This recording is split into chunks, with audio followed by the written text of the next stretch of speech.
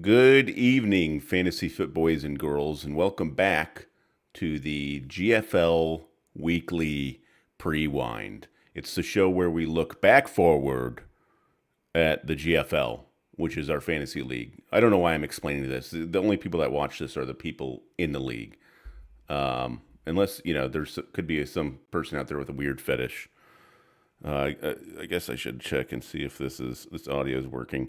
This is the part of the show where every week I check to see if the audio is working. Oh, Coach Schmidt said hi.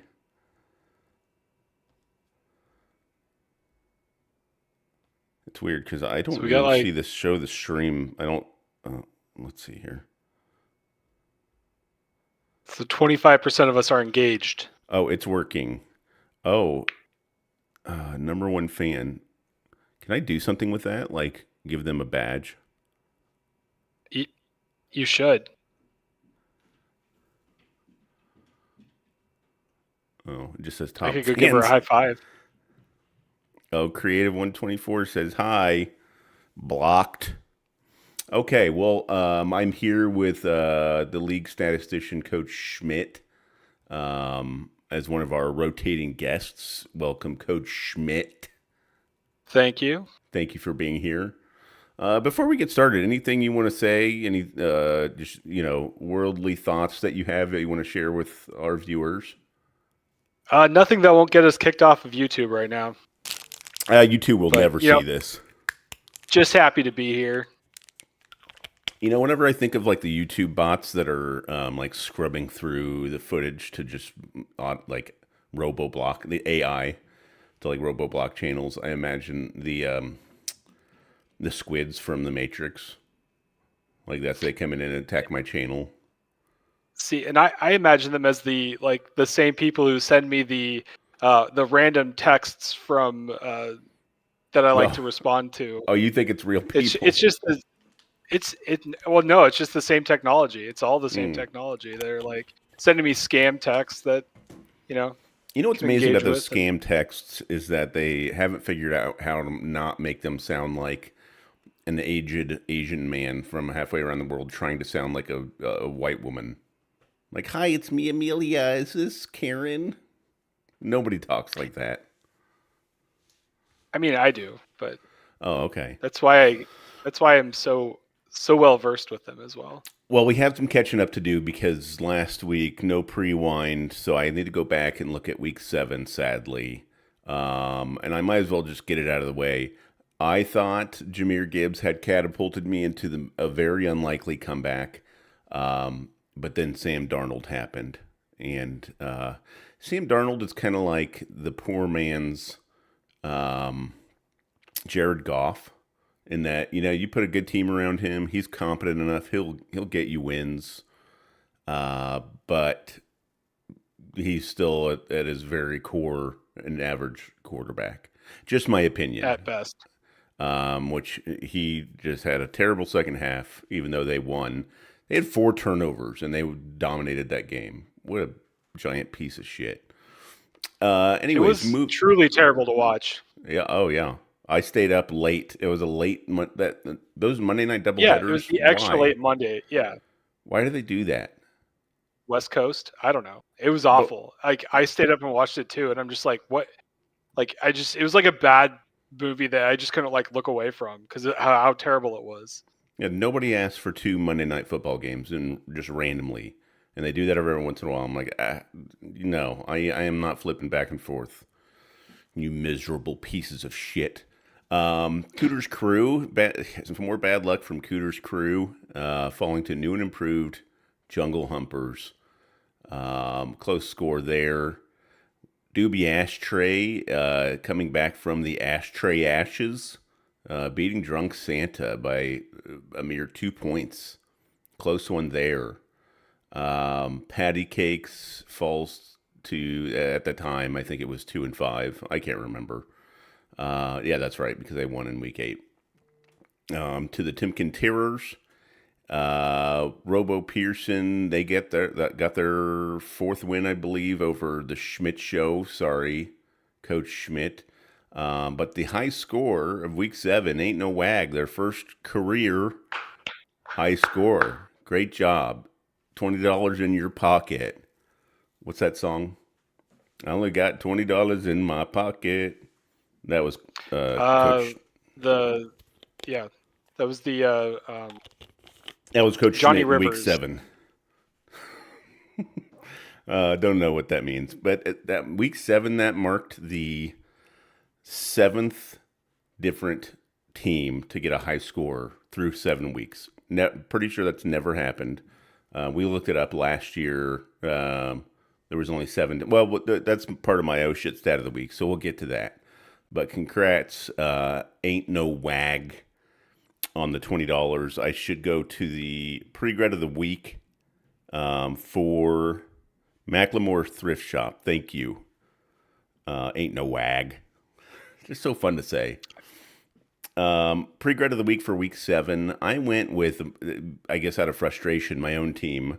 I elected to start Trevion Henderson because I just was leaning on that eventual breakout, but it's never happening because the Patriots decided we're going to draft you highly, but then just not use you because that's who we are. And I went with him instead of Troy Franklin, who, of course, got a touchdown. I didn't make that mistake 2 weeks in a row, but thanks a lot, Patriots.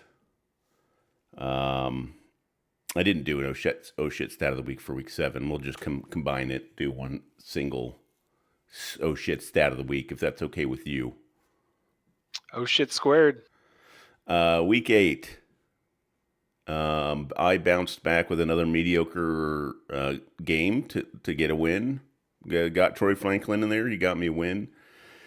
Dick in a box. They fall to 4-4. Doobie Ashtray rises to 4-4. I believe they start. Is that 4 straight for them? That is. I can do a quick. It is. Yeah. That's 4 straight Week wins 5. for them. Yep. I mean, similar to me, they've kind of been middle of the pack when it comes to scoring, but they've put together a nice streak of matchups. Good job, Doobie Ashtray. That's actually the longest winning streak of games all season for anyone in the league. I believe it, considering the parity of this 2025 season. New and improved Jungle Humpers taking down the Schmidt Show. Apologies. New and improved Jungle Humpers just also a model of consistency. Patty Cakes, I believe that's their highest score of the year, which catapulted them into the 11th highest scoring team of the year over yours truly. And they take down the reigning high scorer team, Ain't No Wag, who flipped the Uno reverse card on themselves and got the lowest score, second lowest score. Lowest score would go to Robo Pearson. They got stomped by Bonard Sweatpants, the 6-2 team who just cries about their team all the time. I mean, they've had bad luck with injuries, but you're 6-2. I don't want to hear it. Take the wins. And that means high score, another bad luck game for Drunk Santa, which we'll get to. Timken Terrors moves to 6-2. They are a model of consistency for their career. I believe. Yeah. Oh man, I had it up. Do you have the stat sheet up? I do. Do you want me to share it? What is their? That's all right. What is their career number of high scores? I noted it when they won their first one. They are second all time. Most high scores.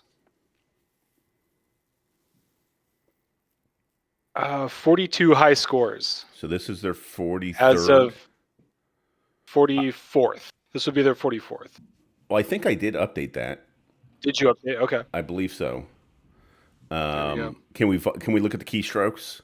See if I updated that? I'm pretty sure I did when that took place.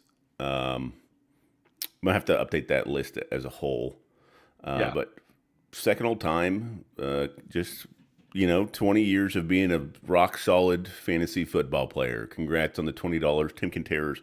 But that marked the very first time this season in which we had someone new get a high score for the second time. So we had 7 straight new high scorers Timken Terrors separating themselves from the pack. Um, and we'll go ahead and go to the pregrets of the week for week 8, which is the entire bench of the Schmidt Show. Now, one thing I wanted to ask you, what made you go with, I know it's the Jets, but what made you go with the Cincinnati defense? I mean, there's no way you could have predicted that Justin Fields would suddenly not be awful. So that's why I went with it, because Matchup. matchup was one of the big drivers. 2, if I remember right, I had pulled the Bengals because they were off waivers, and I was gonna trade them out for somebody else. I just wanted to have somebody in pocket since I wasn't gonna play Minnesota, I mean, the and logic then was I there. forgot. Yeah, I I mean, the forgot logic was there. to swap my defenses, and that was just a terrible idea. Well, Minnesota, Minnesota would have been your other It would option. have been a it would have been my better choice because they would have They gotten got me 0. 0 instead of -4. That's pretty great. Yeah, When that's got to be an all-time first. That one of the pregrets is a 0-point scoring team. Because remember, just to troll, right. I went with like a .1 score or something like that earlier in the year. Oh Uh, yeah, yeah, because someone, I think it was Brett, the Dick in a Box, lost by like a sliver of a point. yeah. But yeah, R.J. Harvey on your bench, Justin Fields goes off suddenly. He's just like telling He you to is. put him back in your lineup, and then once you do that, you're going to regret it again. I am, because he's completely hit or miss. He's either like 25 or 23 plus points, or he's like 4 points. Like there's no like middle ground with Justin Fields. Well, he had one passing touchdown in that game, and then my starting running back, Brees Hall, also had a passing touchdown in that game. So that tells you all you need to Yeah, know about the weirdness of that game. So if you put those guys in there, you would have won. Pre-gret, bench. R.J. Harvey. I tried to trade for him a couple times from you. I feel like and that's a. I I meant to put him in. well, you wouldn't have known. His usage did not Yeah, change. That's the thing. As a Broncos fan, having watched them, this is going to be one where everybody's going to have him in their lineup, and this is not meant to influence you. You do whatever you want, but then suddenly he's going to go back to just getting like 6 points because he gets some usage. He's the because backup running back. well, it's because I'm gonna put him in this week, and he'll get just some usage. Well, they also are facing the best scoring defense in the league this year, so it's a Yeah. dangerous game we're playing here in fantasy football. Okay, what do we do next? Oh shit, stat of the week. That was the bit I went on about the different high scorers. And that's the oh shit stat of the week because it's a low effort week. It's Halloween week. We got other things to do. Am I right? 100%. Um, let's look at the standings. So you and I were discussing this. A lot of parity this year. Uh, what's crazy is that the number one team, obviously the Timken Terrors, I believe they are the highest scoring team in the league. Yes. They are.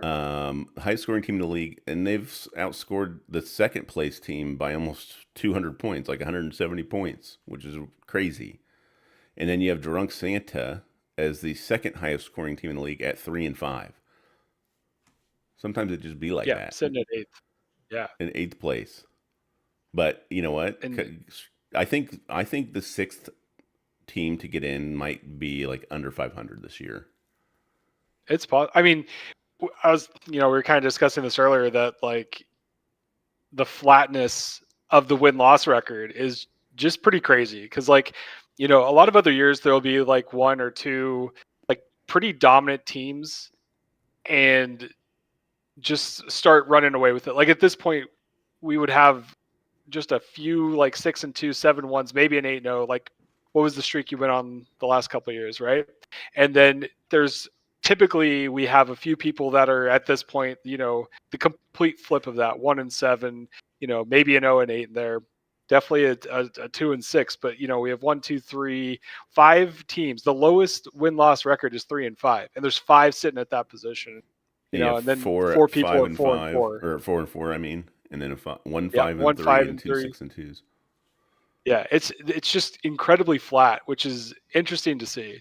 We've had under 500 teams make the playoffs before, and in some of those cases, those were like one of the highest scoring teams in the league. Yeah. This is why there are some leagues out there which they have two records. You have your normal win loss record, like a standard league, like ours, and then you have your win loss record against the league average. So you're playing against your Hmm. opponent every week, and then you're playing against the league average. And then I don't know how they balance that out to determine who makes the playoffs. It's an interesting dynamic. I would never do it because I kind of like the drama and randomness of real fantasy football. Yeah. Maybe I'm just a bit of a traditionalist. I like to keep some balance, uh, between the old days and the new days. But I think we have a And pretty good that's system in place. I agree, and that's something I've always said about you is you're a traditionalist. Oh, I've always very said much that. so. Hmm. That's why I. That's why I break in my shoes when I get them. I'm such a traditionalist. Well, that's the standings. What's the thing we do next? Oh, matchup of the week. Okay, this was kind of a tough one. I talked about how there's no real matchups that stand out. I feel like the Doobie Ashtray and Life Finds Elway match that I'm in. Um, you know, if I were to win, you have two teams at 4 and 5, still both in it. I think if I lose here, it's kind of that might be it for me. So that's a big one. But I went with the rookies. Ain't no wag, boner and sweatpants. On paper, it might look little lopsided, but as we've talked about, anything can happen. And I wanted to highlight the rookies. Do you I have think it's an anything excellent to choice. input on this matchup? We've got Boner and Sweatpants sitting at second, and Ain't No Wag sitting at 10th. But like you said, on paper, we can't just the way AI is run through Yahoo and says, "Oh, your favorite, whatever." Someone could go off easily, and things can flip quickly, right? Or CeeDee Lamb gets taken out at the knees and is out the rest of the game. Both of these players have had. Wait, no. Boner and Sweatpants has not had a high score at That's pretty. all in the league yet It's pretty of the crazy to week, be right? 6-2 It's and sitting not in have any second. high Yeah, scores. Yeah, high scores this year: Cooters Crew, Robo Pearson, Drunk Santa, Tim Conterrors, Schmidt Show, Ditka in a box, Ain't No Wag. right. So Ain't No Wag could just pop off and have another complete high score. Yeah, you don't know. So I like the choice just given that we've got the two new managers in the league for this, and Boner and yeah, Sweatpants could have like 4 players get hurt. It's kind of the way I it's might gone hurt for him them. this year. Yeah, Yeah, no, it's true. It's true. send them some anthrax. They've got Saquon Barkley on bye. Their prized possession that they spent half their life savings on. So it'll be interesting to see how that plays out. But that's all I have for this week. It's a little special double episode. Did you have anything you wanted to add before we say goodnight to everyone and tell everyone to go to bed? Um, No, other than my youngest child has been crawling around underneath around my desk here, trying to be a part of the action. He hasn't. I think he finally went back upstairs. So I'm not definitely even need to tell him joking. goodnight. Our foster dog, who is now licking himself, did walk under me earlier and lick my ankles, and I was curious if the microphone picked it up. It would have been funny for just somebody to hear some licking and their imagination run wild. I did hear that, but I also didn't know if that was Bennett. Hmm. That's it. Could have been either of them, really. Well, thank you again for joining us. And by us, I mean me.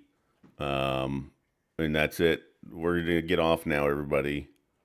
Have a good go. Okay, okay,